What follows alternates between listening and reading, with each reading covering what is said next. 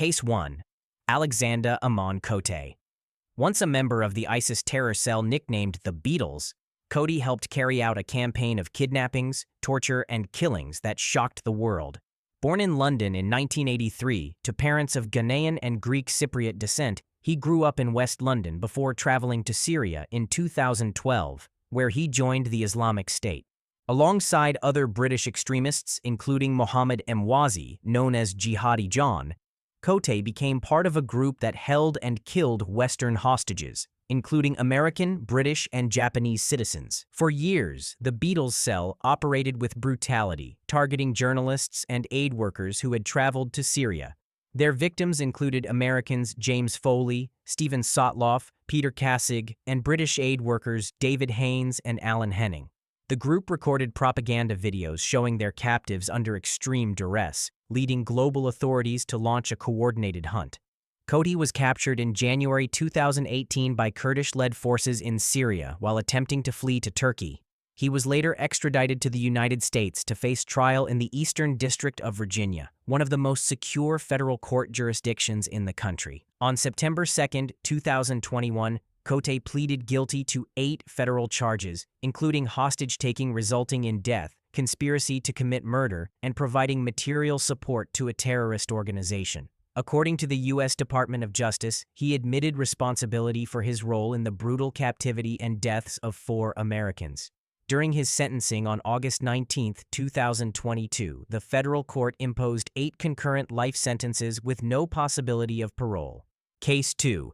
Freddie Gius grew up in Springfield, Massachusetts, far from the spotlight of New York's powerful mafia families. But by the early 2000s, his name carried weight in the underworld. Known as a tough, no-nonsense enforcer, Gius worked for the Springfield faction of the Genovese crime family, carrying out violent orders and settling scores. Beneath his quiet demeanor was a man feared for his loyalty and his brutality. But that loyalty ended up pulling him into one of the most notorious mob murders in New England history. According to the U.S. Department of Justice and the FBI, Gius and his brother Ty Gius worked closely with mob boss Anthony Arrelotta. Together, they plotted to take down Adolfo Big Al Bruno, a Genovese family captain who had fallen out of favor. In November 2003, Bruno was gunned down in a Springfield parking lot. Another associate, Gary Westerman, was also murdered and buried in a shallow grave. After years of investigation, federal prosecutors built a case showing that the Gius brothers were key players in the killings. In 2011, a federal jury in Manhattan convicted Freddie Gius of murder in aid of racketeering, extortion, and racketeering conspiracy. On September 12, 2011, he was sentenced to life in federal prison without parole. But Gius's story didn't end there. While serving his life term, he was transferred to a high-security federal facility, ADX Florence. On October 30, 2018, one of those inmates, Boston mob boss James Whitey Bulger, was found beaten to death inside USP Hazleton in West Virginia, less than a day after arriving. Investigators later charged Gius, along with Paul J. DeCollegiero and Sean McKinnon, in the killing. Prosecutors said Bulger was attacked because of his past as an FBI informant, something Gius despised. In August 2022, a federal grand jury indicted him for aiding and abetting first-degree murder, conspiracy to commit murder, and assault resulting in serious injury. In September 2024, he was sentenced to an additional 25 years in prison after pleading guilty to voluntary manslaughter and assault in the Bulger case. Case 3. Faisal Shahzad, the son of a retired Air Force officer. After moving to the United States in 1998, he earned a degree, became a U.S. citizen in 2009, and lived in Connecticut with his wife and children. But behind that quiet life was a secret plan. On the evening of May 1, 2010, he drove a dark Nissan Pathfinder into Times Square, New York City, loaded with propane tanks, gasoline, and fireworks. The bomb was meant to explode in one of the busiest areas of America's largest city. It failed to detonate. Street vendors noticed smoke and police quickly cleared the area, preventing what could have been a deadly disaster. The next major moment came 2 days later. On May 3, 2010, as Shahzad tried to board a flight to Dubai at John F. Kennedy International Airport, federal agents arrested him. Investigators learned that he had trained with militants in Pakistan's Waziristan region, receiving money and bomb-making guidance from the Tehrik-e-Taliban Pakistan, also called the TTP. Facing overwhelming evidence, Shahzad stood in Manhattan federal court and, on June 21, 2010, pleaded guilty to 10 federal crimes, including attempting to use a weapon of mass destruction and acts of terrorism transcending national boundaries. On October 5, 2010, a federal judge sentenced him to life in prison without the possibility of parole. In court, Shahzad said he felt no remorse, declaring that his actions were meant as revenge for U.S. military operations overseas. Case 4. Michael Joseph Swango once wore a white coat and took an oath to save lives. Born on October 21, 1954, in Tacoma, Washington, he was a trained physician who graduated from Southern Illinois University School of Medicine. But behind his calm smile and medical knowledge, Swango hid a chilling obsession. Wherever he worked, people mysteriously fell sick, and some never recovered. During the 1980s and 1990s, Swango worked in hospitals across Illinois, Ohio, New York, and even Zimbabwe. At first, coworkers noticed something strange. Nurses and doctors who shared meals or drinks with him often became violently ill soon afterward. Patients under his care suddenly suffered heart attacks or unexpected reactions to medication. Over time, investigators found a pattern that pointed back to one man, Dr. Swango. Authorities later confirmed that he had used arsenic and other poisons on both colleagues and patients. Some experts believe he may have killed up to 60 people, making him one of the most prolific medical murderers in modern history. In 1985, Swango was convicted in Illinois for poisoning his co-workers and served several years in prison. But after his release, he used fake documents to get new medical jobs under false names.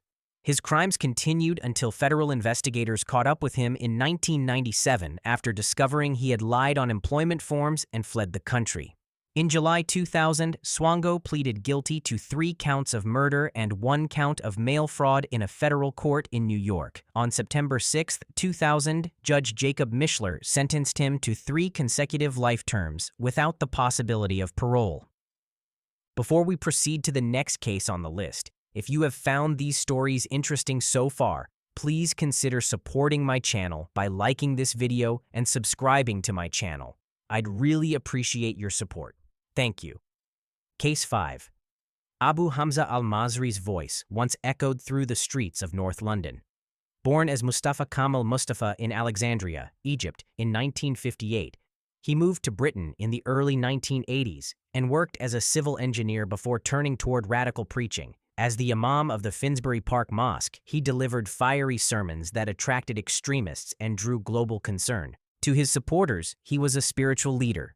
To governments on both sides of the Atlantic, he was a man who used religion to justify terrorism, a path that would ultimately lead him to a lifetime inside ADX Florence, the most secure prison in the United States. According to the U.S. Department of Justice, Abu Hamza was linked to several international terrorist plots. In 2000, he helped coordinate the kidnapping of 16 hostages in Yemen, including American and British tourists, an event that left 4 people dead. He also tried to establish a terrorist training camp in Bly, Oregon, and provided support to militants fighting in Afghanistan alongside Al-Qaeda. After his arrest in London in 2004, he spent nearly 8 years fighting extradition. The European Court of Human Rights eventually ruled that sending him to the United States would not violate human rights law, and he was extradited on October 6, 2012. In May 2014, after a 6-week trial in New York City, a federal jury found him guilty on 11 terrorism-related charges, including hostage-taking, providing material support to terrorists, and conspiracy to establish a terrorist training camp. Prosecutors described him as a manipulative preacher who inspired followers to commit acts of violence. On January 9, 2015, U.S. District Judge Catherine B. Forrest sentenced him to life in prison without the possibility of parole. Case 6. Mahmoud Abu Halima was born on December 14, 1958, in Kafr Dawar, a city in northern Egypt. As a young man, he looked for new opportunities and later moved overseas, first spending time in Germany and later in the United States. In New York, he worked as a taxi driver and lived an ordinary life for some time. but by the early 1990s, he became connected to people who were planning an attack that would shock America. On February 26, 1993, a truck bomb exploded in the underground parking garage of the World Trade Center in New York City. The blast tore through the building's lower levels, killing 6 people and injuring more than 1,000 others. Smoke filled the towers and thousands had to be rescued. Investigators quickly began tracing the people responsible. Mahmoud Abu Halima was among those arrested and accused of helping plan the attack. After being caught abroad, he was sent back to the United States to stand trial with 3 others. In March 1994, all 4 men were found guilty. On May 24, 1994, Judge Kevin T. Duffy gave each of them a sentence of 240 years in prison, a punishment meant to show the seriousness of their crime. Later, the court reduced Abu Halima's sentence to about 78 years and 4 months. Case 7. Larry Hoover, born on November 30, 1950, in Jackson, Mississippi, and later grew up in Chicago, Illinois. As a young man, he became involved in local street gangs and helped form a group called the Gangster Disciples. By the late 1960s, Hoover had become a major figure in Chicago's gang scene, known for his leadership and ability to organize people under one banner. The group grew quickly, and its influence spread through many neighborhoods across the city. In 1973, Hoover's life took a major turn. On February 26th, a 19-year-old named William Young was shot and killed on Chicago's South Side. Police linked Hoover to the crime, saying he had ordered the attack after an internal dispute. That same year, an Illinois court convicted him of murder and sentenced him to 150 to 200 years in prison. While in custody, Hoover continued to direct members of the Gangster Disciples from behind bars. Reports and later investigations showed that the group kept running criminal operations, including drug trafficking and extortion, under his influence. In 1995, federal agents built a new case against Hoover under the Continuing Criminal Enterprise Act, accusing him of managing gang business from prison. 2 years later, in 1997, a federal court found him guilty on charges of conspiracy, drug distribution, and money laundering. This time, the punishment was even tougher. 6 life sentences in federal prison. Case 8. Caboni Savage was once a powerful drug trafficker in Philadelphia. Between the late 1990s and early 2000s, he led a large cocaine distribution network that stretched across the city. Investigators said his operation supplied hundreds of kilograms of cocaine every year, bringing in huge profits while spreading violence across neighborhoods. He was known for using fear to control his territory and silence anyone who stood against him. In October 2004, Savage's crimes reached their most shocking point. He ordered the firebombing of a row house belonging to a federal witness's family. The fire killed 6 people, including 4 children and 2 adults. The attack became one of the worst cases of witness retaliation ever seen in the United States. Federal prosecutors later called it an extreme case of witness intimidation. After years of investigations and multiple trials, a federal jury in May 2013 found Caboni Savage guilty of 12 murders in aid of racketeering, along with charges related to drug trafficking and witness tampering.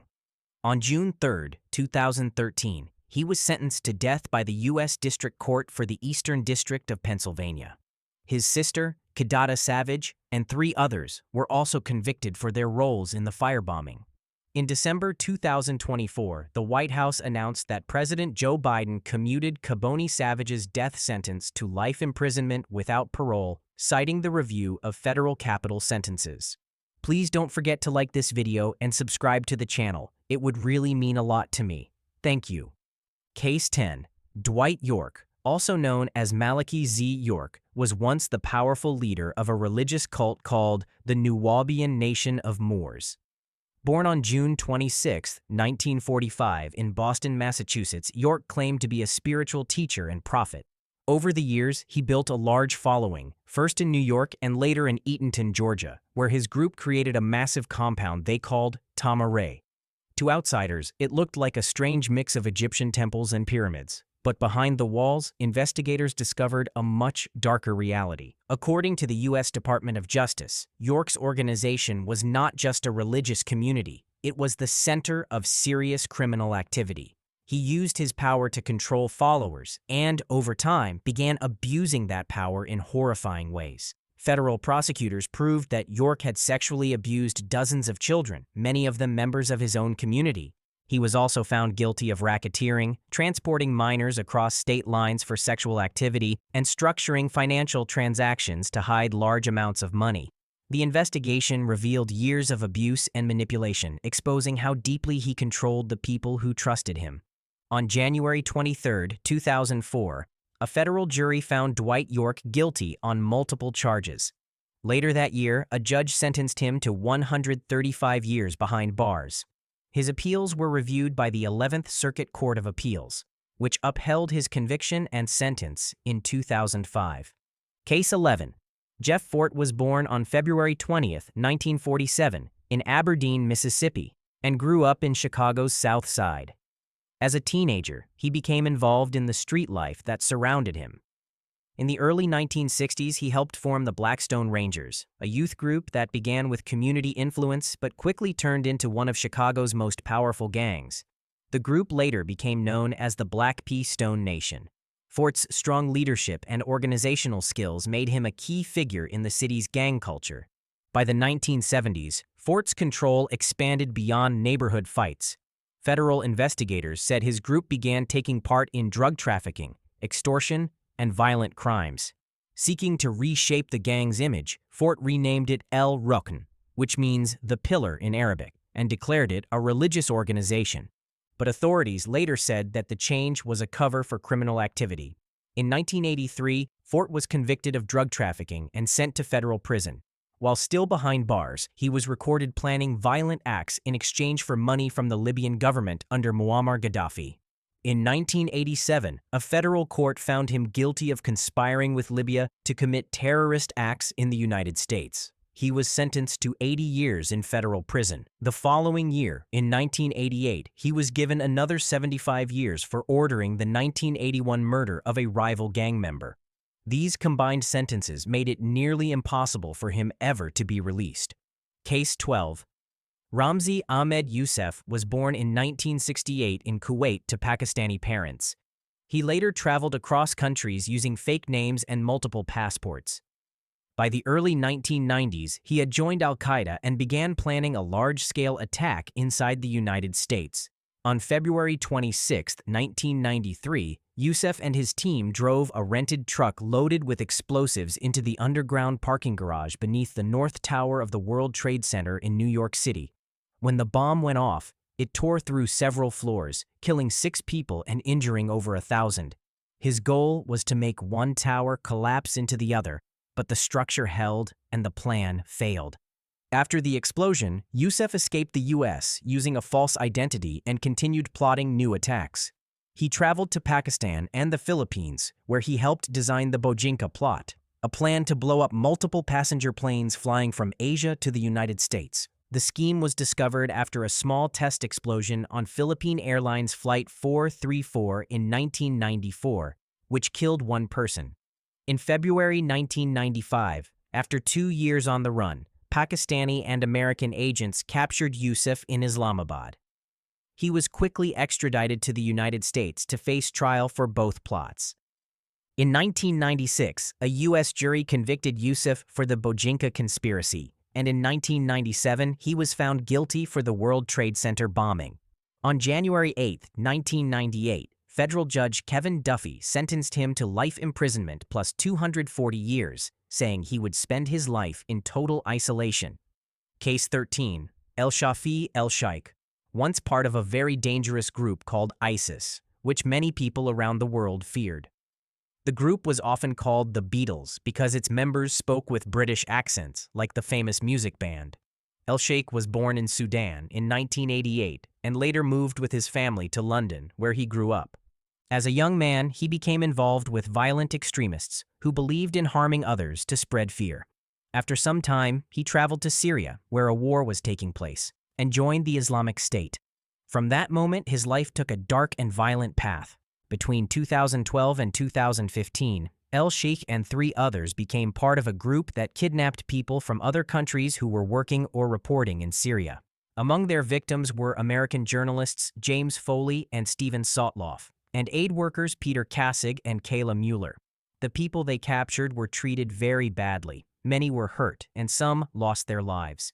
Videos of these acts were shared online, shocking the whole world and bringing sadness to millions. In April 2022, a court in Virginia, United States, found El-Sheikh guilty of very serious crimes, including murder, kidnapping, and helping a terrorist group.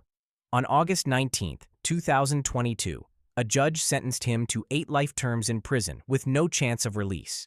Case 14. Richard Colvin Reed, born on August 12, 1973 in Bromley, London, England.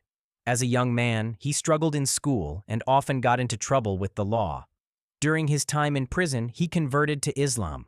After his release, he traveled to Pakistan and Afghanistan, where he came into contact with extremist groups. In 2001, those choices would lead him to commit one of the most remembered acts of attempted terrorism in aviation history. On December 22, 2001, Reed boarded American Airlines Flight 63 from Paris to Miami.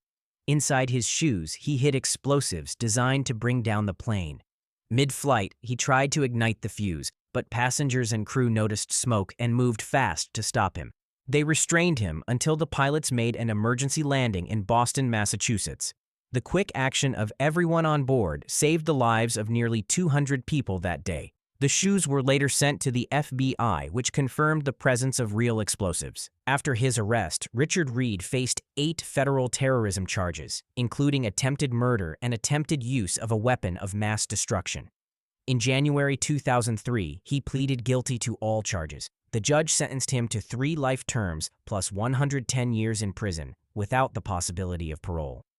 Case 15. Joaquin El Chapo Guzman Loera, once the powerful leader of Mexico's Sinaloa cartel, is serving life in prison plus 30 years at ADX Florence.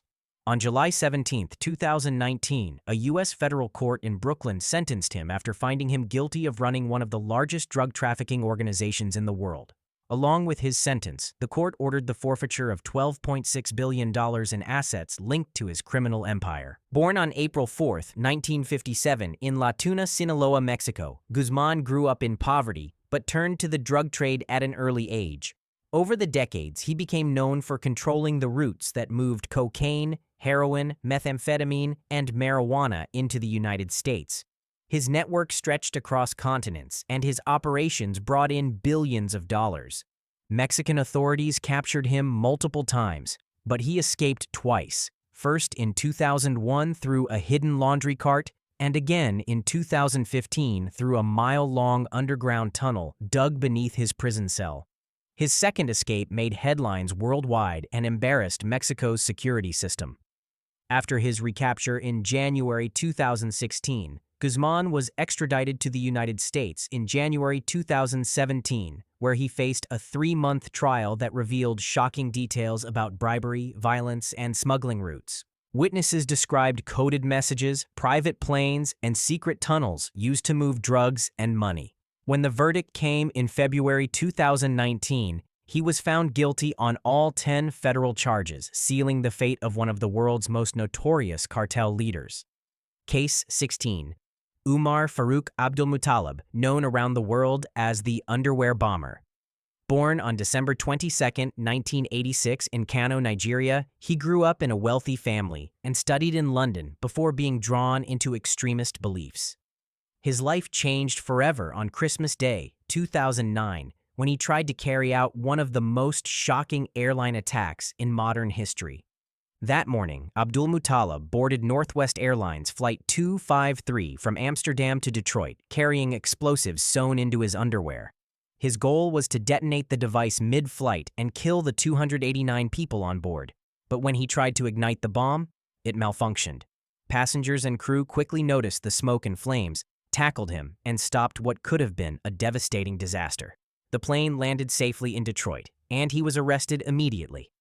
Investigators later discovered that Abdulmutallab had trained with Al-Qaeda in the Arabian Peninsula, AQAP, in Yemen. He confessed that his mission was planned and supplied by the group, In October 2011, he pleaded guilty to 8 federal charges, including attempted use of a weapon of mass destruction and attempted murder of 289 people. On February 16, 2012, a U.S. federal judge sentenced him to life in prison without parole.